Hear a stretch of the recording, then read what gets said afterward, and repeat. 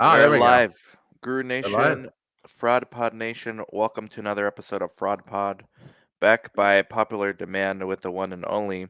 We have this contract we go through, um, but we have so much to get into, right? We've been dissecting like section by section of this contract from a sponsor, but last time we did that, we couldn't get into like the things we wanted because Darshan Yeah. could spend an hour on a paragraph. So, by the way, he charges by the hour. So, those two things go hand in hand. But it's all free for you so far, isn't it? Oh, jeez, This yes, is it's all been free advice free. for everyone who's listening for educational reasons. Not legal or medical advice, Exactly. but educational and to do your own homework, just to like pique your interests. But Yeah. yeah, kind of a wild day today. Well, yesterday, this guidance came out. Actually, here's the funny part. Two guidances came out. Everyone's missed the second guidance, which quite honestly haven't even read yet, but I think it's super important We're by gonna itself. get into a little bit of that because I Yeah. know you read. The only thing I read about it was Brad Hightower's post about. I guess we can go to patients' homes, and I was like, well, maybe sites have already been doing that, here and there. Just Yeah. They what's should the call big deal? this DCT guidance should just be called "In Love of Telehealth" or stuff you probably don't know, and quite bluntly, the FDA either doesn't want to tell you about. So I'm wondering how many new startups, just get funding based off of this guidance.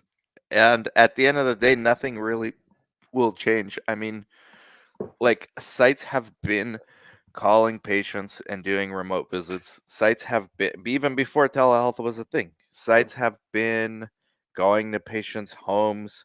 Darshan, I remember one of my first studies I ever worked on. It got me introduced to research. It was 2003. I Mhm. was a summer intern for the clinic psychiatric study, observational study, where my dad and a few other doctors, were running. I mean, they just had a busy private practice, Mhm. and they were like, "Here's a research study. Have fun this summer." And it was essentially just like a diary study. Yeah. And I would go to these patients lived in assisted living facilities. Like, Yeah. there's no way they were coming to me. Yeah. So I would go to them. Was I doing DCT in 2003? You were. You Okay, absolutely so were. what's like groundbreaking about this? So, like I said, I think the key here is two things. Number one, legitimizing pharmacies because people were wondering whether that's going to happen. Pharmacy. And How do you get only a pharmacist can get pharmacy out of this? What? well, first of all, they actually specifically call out pharmacies in the guidance. Ah, okay, okay. Um, as part of the DCT thing, they say local healthcare practitioners, including pharmacies.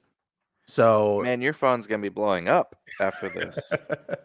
we're gonna keep talking. My phone's gonna blow up for this other reason, which the FDA calls out, but I can tell you right now, the vast majority of small clinical trial sites do not know how to comply. We're gonna Which get into is, this, but yeah, just answer me this, please, yeah, because this yeah, seems to happen a lot in our industry, yeah, and this makes news events yeah. not newsworthy for me and a bunch of other site owners that we're sitting around like, okay, that's guidance. Wow, like I've been doing this since '02. Yeah. What is Yeah. like so special about this? Well, I think a couple of different things that's really special. Some of it makes things a little bit easier for smaller sites, which is, for example, I think the delegation of authority logs just became a lot easier because of this guidance. How Because they're so? saying, well, they specifically come out and say, here are the people we want on your 1572. Here's what actually qualifies as a sub investigator, and here are the types of people who need to be on the 1572 or the delegation of authority logs, which I think is important because do you train Mm, every single person or do you not? Who needs to be on there? I think that's really important because you see a lot of findings based on delegation of authority and yes. not being Okay. on the Fair 1572. enough. Fair enough. So what did they say? Well, they basically said that if the trial is involved and you need to be like there's special training involved, it's not just part of your regular clinical course of practice. You need to be on the 1572 and or the delegation of authority. But if it's just um, for example, a nurse drawing blood, well, she does that every single day in her clinical practice anyways. She may not need to be part of it. Right. So that I think changes a lot of sort of what goes on there and what doesn't, and should hopefully help sites limit. Now it's going to cause some complexity So it because draws a line in the sand because we already do this. We don't put our phlebotomist on the you may POA. not, but now you Yeah. know that you can get away with it. I see. So if the FDA calls you out, you can go, this was a determination we made and we actually have it in our policies. I see. So let's be honest, Dan. A lot of things you do are sort of your best judgment on how to handle it, and then the law catches up with you in like 5 years. So yeah, that's how yeah, these things work. Yeah. exactly. So what we're getting is the law saying, yeah, Dan, you were right, but you didn't have the law backing you that second when you were doing it, because, and I think that's part of the advantage, right? I think what you're also seeing is what most people don't realize. This we're now going to tie this talk into the Janet Jackson nipple case. You remember that Janet from the Super Bowl? Of course. Yeah, this went all the way to the Supreme Court. It was Fox v. FCC, Supreme Court case, and in it, the court basically was charged with trying to understand. Well, was it a problem that Janet Jackson's nipple showed up during the Super Bowl? And the court said, was it not allowed? Did you have a rule saying that you can't do that? No, we didn't have that explicit rule, but they should have known, or they should have known better. And the court said, if you don't explicitly say no, it's a yes. In the same specific way, if they don't explicitly say no, it's a yes. You didn't say that you can't have people go out and take care of patients. Well, then it's a yes. Now, should these people have been on the 1572 or in the delegation of authority? Well, they technically had anyone who was involved in the clinical research needs to be on the delegation of authority log or in the 1572, depending on what it is. But they didn't really mean it. And that's the problem. We now have explicit direction about what they actually meant. Okay, fair enough. I guess having the guidance on paper, because this is still guidance at the end of the day, right? It is. What dropped? Correct. Okay. And you were saying something else. Now you were saying something interesting about. So, first of all, I thought guidance already dropped about being able to do home visits. They did. There are multiple guidances, and they usually build on each other. Okay, so they can repeat themselves all the from time. previous. Okay. All right. So even less noteworthy. But what about you were saying doctors are gonna love this? So two different parts. So before we get to the doctors part, the other thing. Oh, actually, let's address the doctors part first. Doctors are gonna love this because this is now the FDA basically, without using these words, went, you know what? You guys need to pay other doctors, not even involved in clinical research, a bunch of money. And you'd go, how the hell did they say that? Because they said that you can have people who are not directly involved in your clinical research who are doing these other things, for example, in the clinical practice. And it's not just the doctors, it's anyone else, right? They're doing all this adjacent stuff. You can have them involved. Well, if you're going to have them involved, do you think they're just not going to want to get paid? Wait, what do you mean they can get involved? So like do a physical or... So if the physical is part of their normal practice, for example, right? Right. Not the PI. Say, we're not talking about the PI. We're not talking about the PI. Okay. If it's part of the diagnosis or part of the actual study protocol, that was already like you need to pay them. Now we're saying there's some people who don't have to be on that 1572, don't have to be on the delegation of authority log, right? We just said that. If that's true, there are people who are doing work who are not on that 1572 or in that delegation of authority log, which don't need to be specifically trained, right? If that's true, they still need to get paid. They aren't going to just do stuff for you for free. They don't? I mean, you can try to pull that off, but you're a businessman. You're not doing anything for free, are you? I'm not. No. Exactly right. But are you expecting the doctors to? I don't think I've ever had a doctor do something for free other than refer a patient for a study. Yeah, but now Does that change that? Does this change that? That they make referrals? Well, there's another like a thing. Pre-screening, this where it gets crazy. Well, so it doesn't explicitly say you have to pay the doctor. So it doesn't come out and say you need to pay the doctor. Right. My thought process is very clearly, you're saying that the doctor can do X, Y, Z, even if they're not part of the study. in that case, why should the doctor do ABC while they're not part of the study? The only reason is because they're going to get paid. So like so a practical example would be, hey doc, my PI and I are running this study for, let's say, psoriasis. Yeah. We know you have a lot of patients here in your Yep. practice. Yeah. Here's a pre-screening checklist. We will pay you for everyone you submit. Well, what we'd have to explore whether that's allowed, or is that considered to be part of the trial? You may be 100% correct. I don't know explicitly what that That might be. would and would not be part of the trial because not Maybe everyone, like they maybe not might everyone find gets in because someone of it. that doesn't qualify. Yeah, and we'd have to explore that individually, and that's when you come find me again. But 1-800 call Darshan.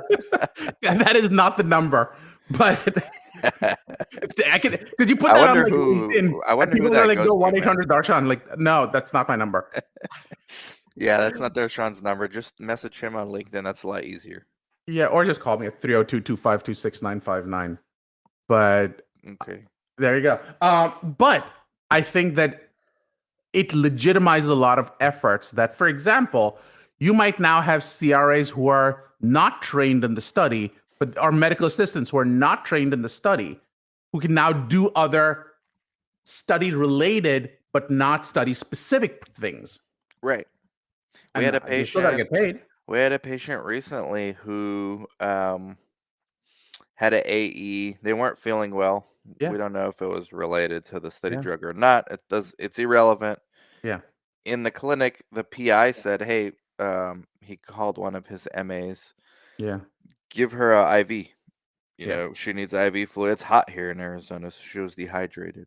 yeah, And none of our research staff have done IVs. We're all yeah, coordinators, so yeah. their MAs did it, and the MA, Right. basically did it as a favor for her boss, and yeah. So this would be a perfect example then. Yeah, this could potentially be exactly the type of thing the FDA is talking Mhm. about. Now, should the MA get paid for that? Should the sponsor pay the MA for going and taking care of this adverse event? And I've asked Probably. our PI that when their MAs do favors, I said, "Hey, you want me to pay them?" And he said, "No, they're on the clock for me already." That's nice of him, but now he can explicitly say that we're gonna build a sponsor, the CRO for this. Okay. And he So has that the becomes a- guidance to back him up. exactly right. Exactly Okay. right. I So still if don't the see how FDA wants to, doctors are like happy about this. This has been going on for decades. it has been going on, but now you explicitly have allowance for it, which we did not have before. Sure, sure. But To me, I'm a everything in big fan of research. every sponsor goes, and I do this because I also negotiate for sponsors, but sponsors generally go, look, this is part of the practice of doing medicine, or this is part of the clinical research process. We're not paying you extra for that. Well, the FDA is explicitly saying it is outside the clinical research process. Chris Sub, are you listening? You can get more money now. I think Chris is listening. By the way, Chris has a new newsletter. That's right. I signed up for that thing. I think I was subscriber number 45 because I Yeah, was like 3 minutes late. it's riveting stuff. Chris and the voice of random characters from famous movies. So last week was Forrest Gump. We'll see who we get I next week. didn't see that. Yeah. That's actually a really good hook, though, isn't it? You think it's good? He kind of joked around with me about that, and I told him he should just do it. Oh, I signed up as soon as I heard. Yeah, I, if you don't have a brand, like you have a lot of, if you don't have an established brand, you have a lot of creativity at your disposal right, that, right. incumbents are not afforded generally. Although I don't care. Are But we considered I don't need incumbents? another newsletter. I don't need another newsletter. Uh, okay, so back to the doctors. So there was another thing you said Yeah, from there are this. a couple other things. So there are two Okay. big things I Yeah, can let's go think of, through and all we of can them. we can share the guidance, and I can like go through some of the thoughts there. But Yeah. Do you still uh, want to get into med spas at the end of this one? we absolutely can if Okay. we get Yeah. to it. Yeah, You know yeah. how we start with like good intentions, and then we get pulled into like other directions. Oh, these are the good intentions? Okay, gotcha. This can be a rough one. We'll find out. By the way, congrats on the art piece. Thank you. You're gonna do a live stream We unboxing? you keep saying that I should do a live stream, so we may land up doing it because you know But what? your background, it's not gonna fit where you're sitting. No, it's not gonna sit here. It's not gonna fit here. So how are you gonna That's put my a piece from recently. are you That was gonna feature it on videos? Like, people wanna know now. I'll put it up only because when Dan Safara tells you to do it, you do these things. If I You're had required it, to. I mean, I feel like, by the way, that's another attorney issue. Like, it's a tax write-off maybe if you use it as your video props. So you really need to follow this woman, Jasmine DeLucci, who's like a tax lawyer. I don't know her or anything, but I love her, like the stuff she puts out. So Yeah. just putting something behind you doesn't make it a tax write-off. But yeah, we can talk about that as well. I'm not talking about that. I love I have tax stuff. nothing. For the record, I have nothing behind me if any regulators listening of a virtual background. So let's start with just like I said, I think that this guidance should really be titled Love Letter to Telehealth because everything in here is all about telehealth. Telehealth sounds so like 1980s, like sponsored Why? by AT&T. Sponsored by Ma Bell. Probably right. So, What is telehealth? You call a patient on the phone? Or you so text them? telehealth is, and they actually define telehealth according to the FDA. So let's go to the Right. definitions. Yeah, let's go to that because is it Telehealth, Zoom? Is use it of a phone? electronic medium, information, and telecommunication technologies to support remote interactions between clinical trial personnel and trial participants. Okay, so texting is telehealth. Absolutely. Phone is telehealth. Going to the pharmacy is not telehealth. However, it is decentralized clinical trials. Going to the pharmacy is not telehealth, but if the pharmacy texts the patient reminders, Yes, that becomes absolutely. telehealth.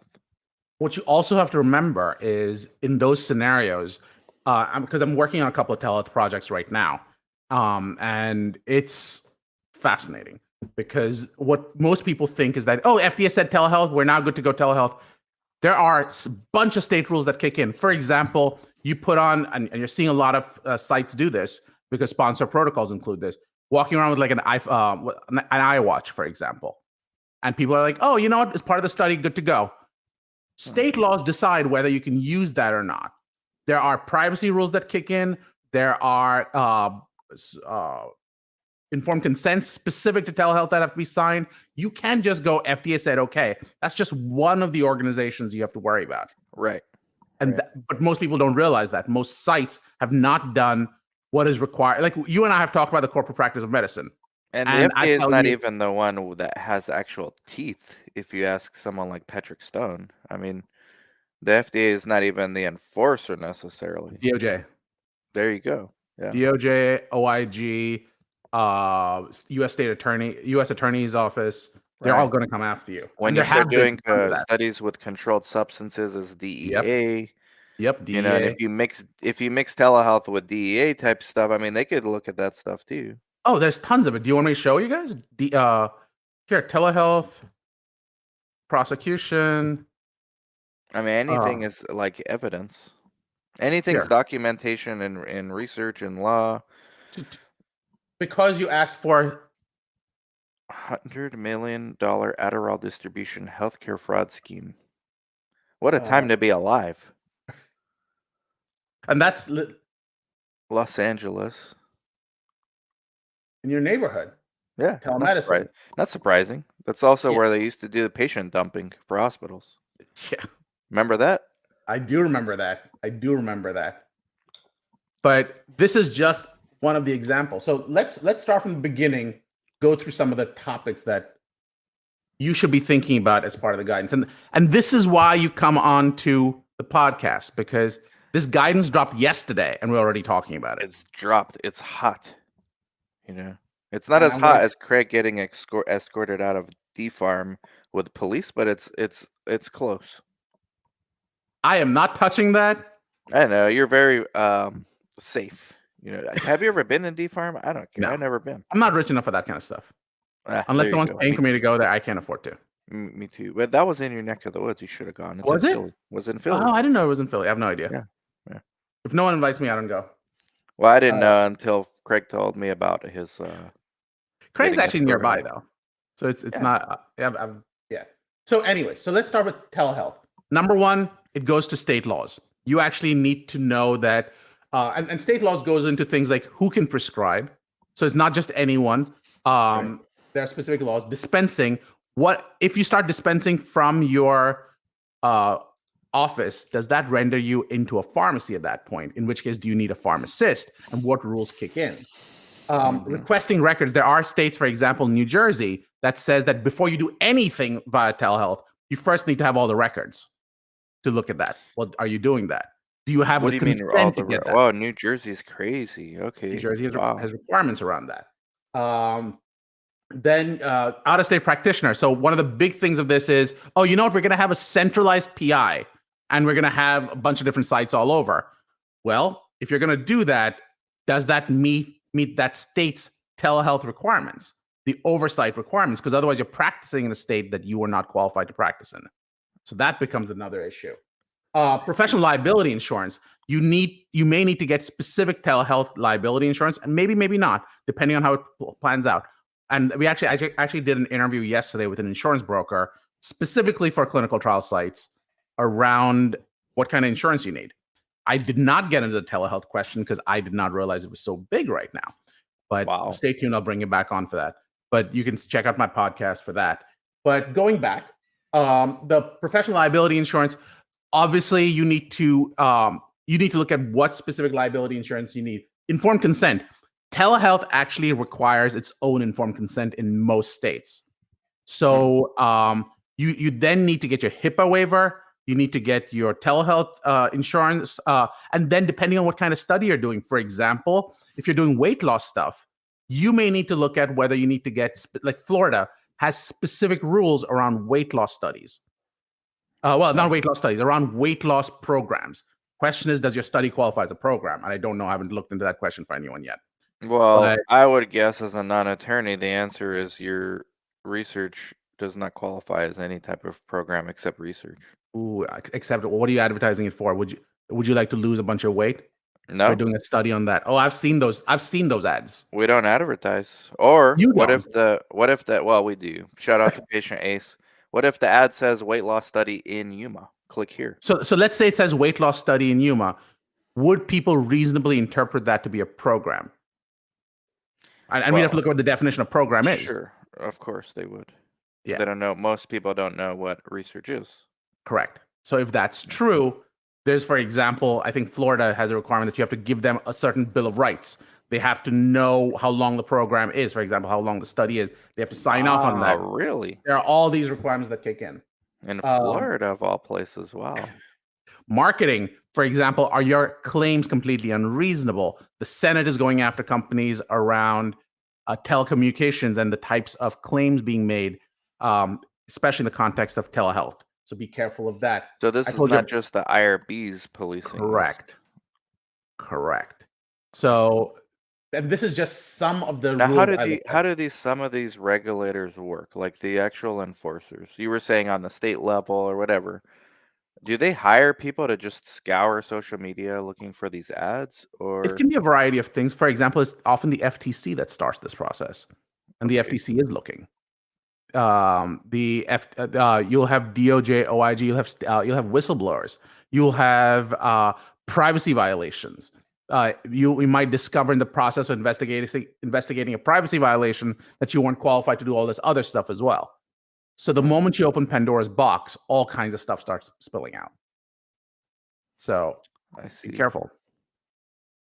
And just to be clear, this is why we do the podcast, because we are literally at paragraph 1. We only did one word so far. And you tell me that I take very long with a paragraph. You're just defining it, by the way. Exactly. Let's keep going. Bottom line of all these fraud pods is no one is compliant ever with anything. Bottom line of all these fraud pods, you can always become compliant, and it's part of a quality assurance process you should be thinking about more. Right. You can compliance is like yoga. You can never reach like full potential. You just need to keep stretching. And like quality, you should always be improving with quality as well. Sure. Okay. This one everyone knows, but I'm going to remind everyone. FDA's guidance documents do not establish legally enforceable responsibilities. It is only the agency's current thinking on a topic. Far too many people are like citing the FDA. Like the FDA, in most lawsuits, the FDA is in the end simply a party. If you follow them, you're less likely to get dinged. But in the end, can you challenge them? Yeah. Do you want to? Most people don't. Appropriately so. It doesn't make sense to do that. But if you have a really good reason why you don't want to follow them, theoretically you could. Victoria seems to agree with you. Victoria, welcome to the Fraud Pod. It's like yoga. But Alicia seems to think we're doing well. Shout out to Alicia. She was just on the radio station out there in Missouri, Really? being an ambassador for clinical research. Yeah, Look at that. she's a SOS attendee. But see, We know that's our SOS fam, man. You're not SOS fam yet. And when I you know. I'm come, trying to do that right then now. you're That's SOS my fam. next sign up. I don't know if I'm gonna be able to go anywhere, but I know I'm coming for SOS. Okay, I'm gonna make a meme about this. Come to SOS and you won't be escorted out by police. I'm gonna run That's what you with say that right now.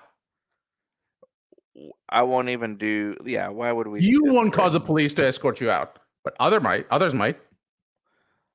What do you mean? The police are gonna escort people out at a Well, if someone conference? starts making a ruckus, you may not cause people That's to join. different. Just like the FDA, we have guidances. And if you start making guidance, local officials will get involved. Ashley's already a fan.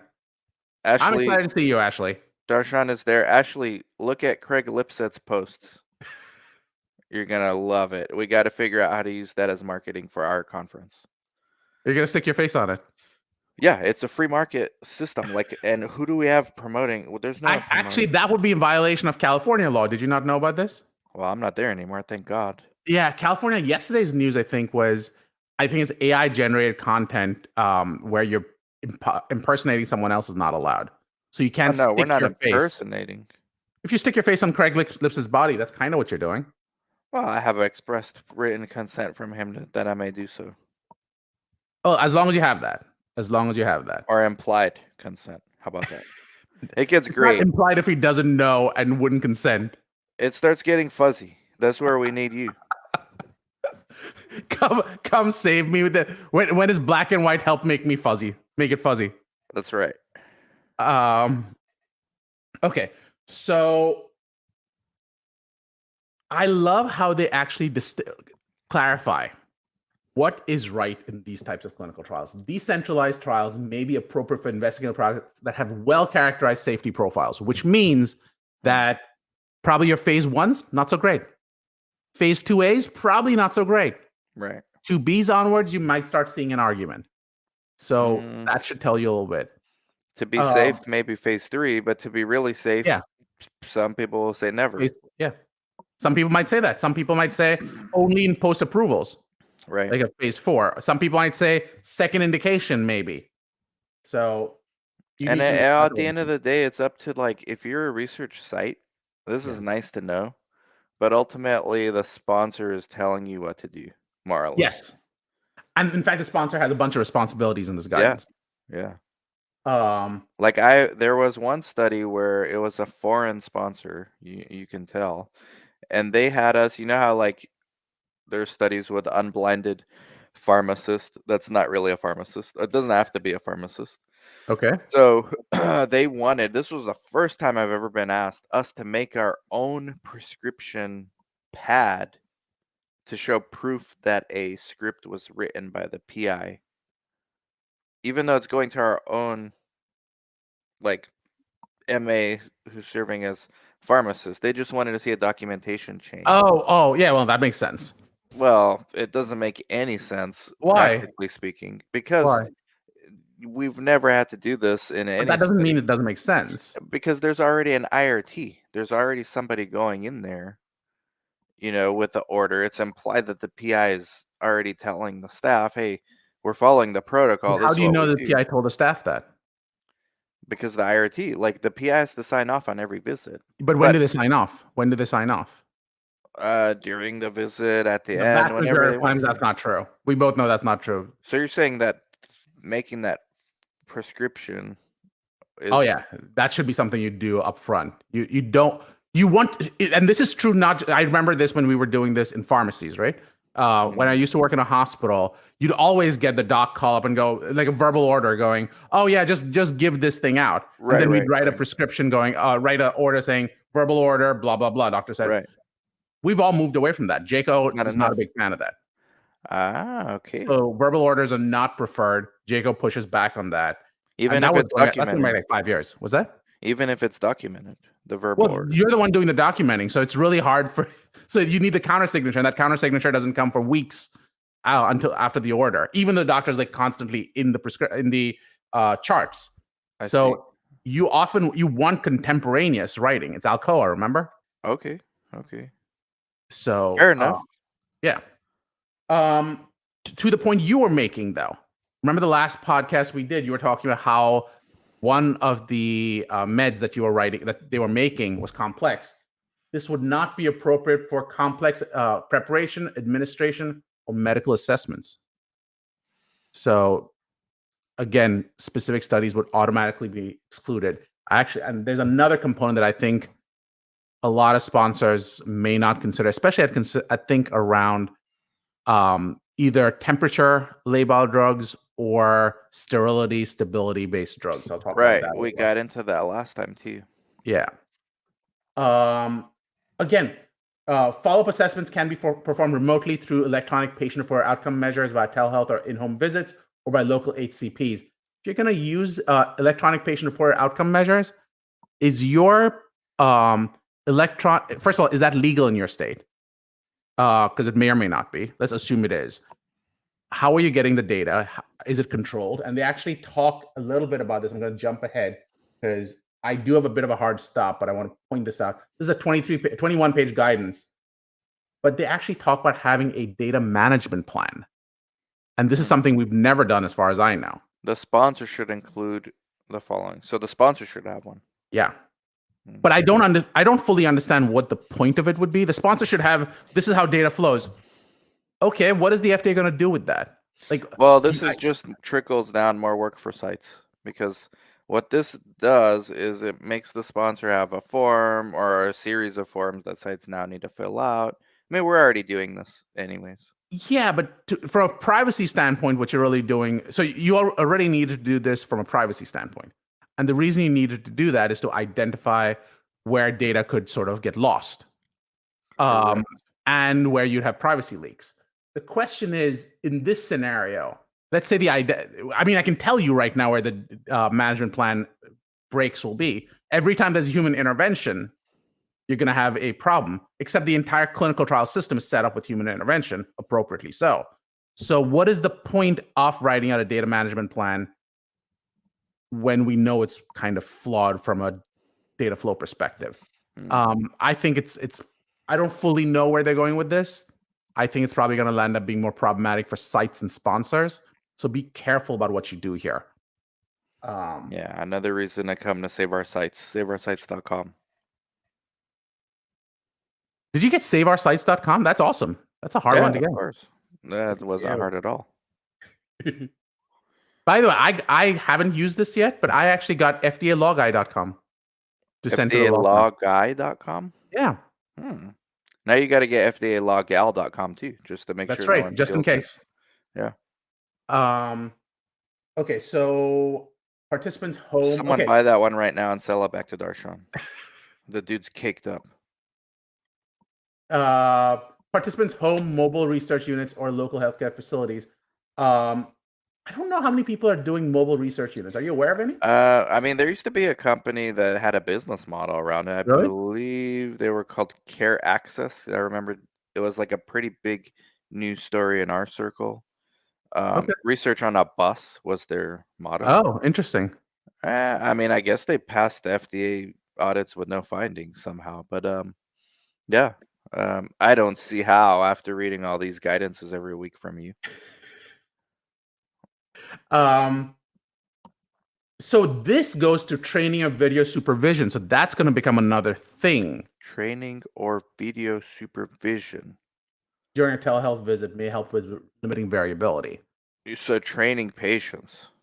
It could be training patients. It could be training other clinical people as well. Let me tell you, everyone, something real quick. This part, patient diary, sounds like such a good idea. Like, oh, it's more data. Of course we want. Everything's data. Data is the new oil. Let's get everything data. Give them every day a diary. All right. The problem is patients, they get busy. That's a burden. There's a big concept around this now, patient burden. I've seen firsthand on studies I've worked on, studies failing, good drugs failing because of these daily diaries. Yep. Because somebody needs to police the patients. And the Yeah. sites don't think about it. The sites are just looking at every visit, every office visit, right? No one's looking at every day or sometimes multiple times a day the patient's required to enter something in the diary. Patients make typos all the time. I've had patients tell me, "Yeah, I just click whatever to get through the next screen. The design on this thing's horrible." Yeah. So they're just putting random things in there. You as a site are supposed to retrain them, "Hey, I know it's annoying, Right. but you got to pay attention because this is important stuff." Yep. Maybe you get through to them, maybe you don't, and then you got to decide whether you drop them from the study or not. This is going to fail. This is one of those things where sponsors say, "Oh, great idea, sign me up. We have data as the new oil," to where it's going to mess up your NDA submission. So number one, data is the new oil is a huge problem Hmm. because under GDPR, you can't just be collecting data because it's nice to have. What You about have, all these exploratory endpoints that they do? well, that's the question. You can have it for a certain amount of time. If you're not using it, then you may not hold on to it for an indefinite period of time. That's Well, what isn't it? It's TCPA never and been GDPR say. easier to use random data. But I don't understand the question or the It's point. never been easier to have applications and use cases for random data. Yeah, it may not have, but they still don't use it, right? So Mm, you might have people actually did this, right? People just collect data because data was the new oil, yeah. and governments are basically coming out and saying that's not good enough. You can't just collect it because you might want it someday. Yeah, only the government can do that, guys. Come on. Yeah, basically, right? Um, so they then come out and so the goal for them is obviously limiting variability. Just to be clear, we've now done a 40-minute podcast. We're on page 4. No, page 7, but really page 4. Y'all gonna have some reading to do. You guys Yeah. let me know what you read. I'm not reading this. Let me know if there's anything interesting. This is stuff Um, we've been doing since 2002.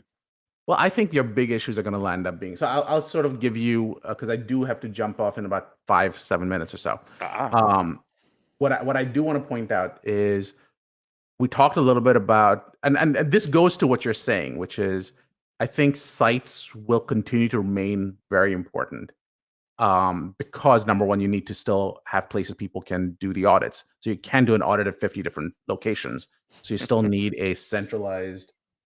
um, a centralized place where you can do monitoring. You also need to have you need to have a clear process where the sponsor can send the drug or the device. Because few different issues that pop into that, right? So one is how do you make sure that the drug, when it gets shipped and it reaches the patient's going to get it? How do you handle the privacy element of it? How do you handle the element of if it is the standard of care is being paid for by the government, the appropriate copay is being paid if necessary.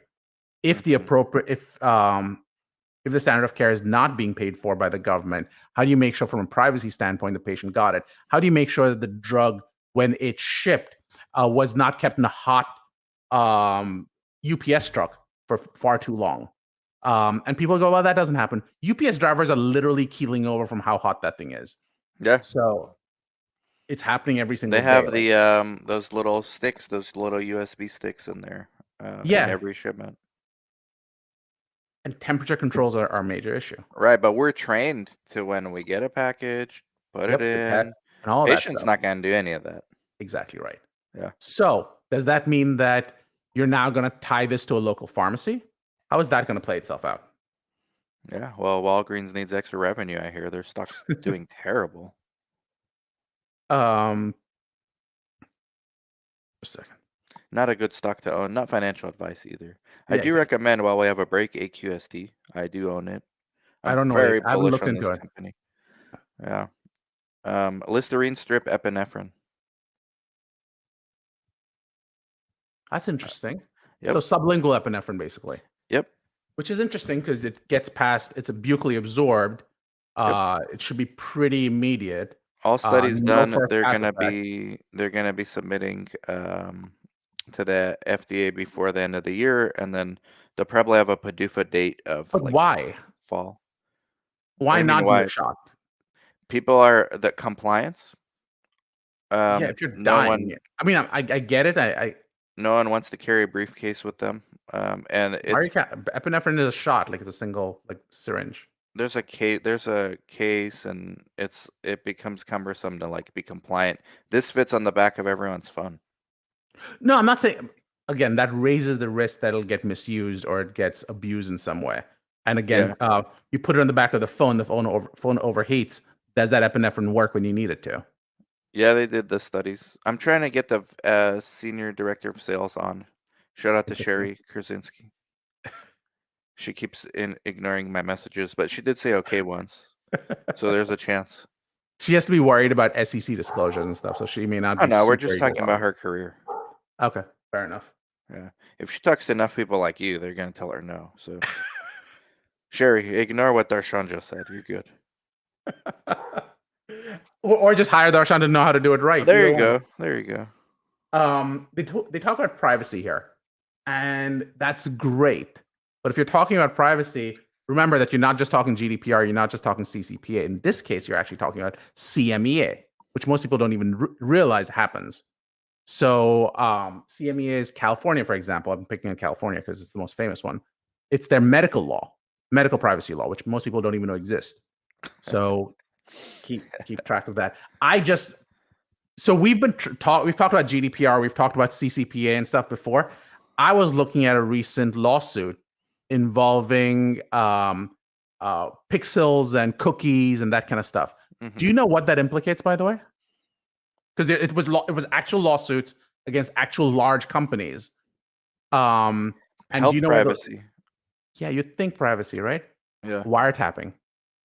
So they looked into wiretapping laws and they're suing the companies based on wiretapping laws. Like Patriot Act type of things?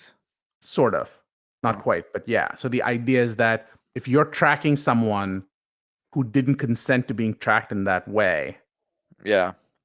is that actually wiretapping? Well, now every website has accept cookies or reject them. I mean, it's so annoying, man. Every single website. Well, that's GDPR requires that, and Yeah. CCPA requires that. But even if your consent policy needs to be updated, so those people who are just listening in still, you need to make sure that whenever you design your website, have someone see if it's ADA compliant, Americans with Disabilities Act, because you're seeing people sue based on Wow, non-compliance I with that. remember you telling me Yeah, this. it's still happening. It's a big deal. Wow. So they are suing research sites. Sites, they're suing pharmacies, they're suing anyone because it's very, very general. So keep track of that.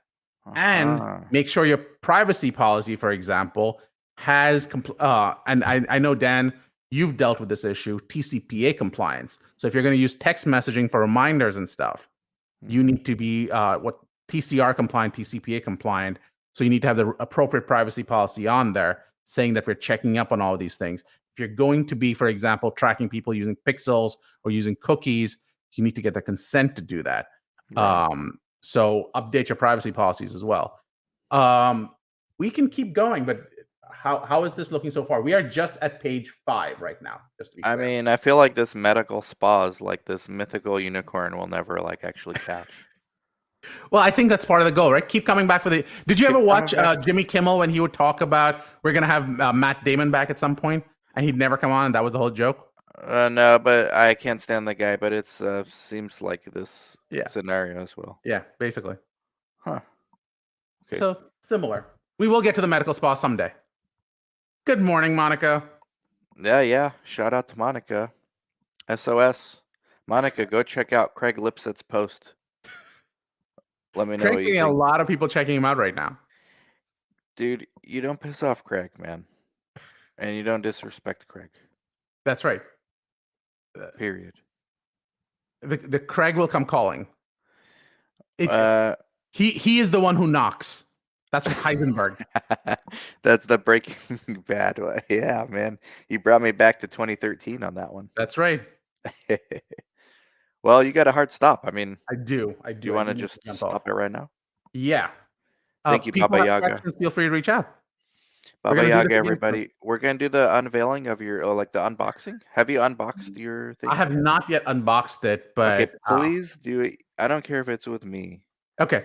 I will Just I will do do the it. unboxing with you. Do a video, and we have to like reveal it somehow. It's so cool.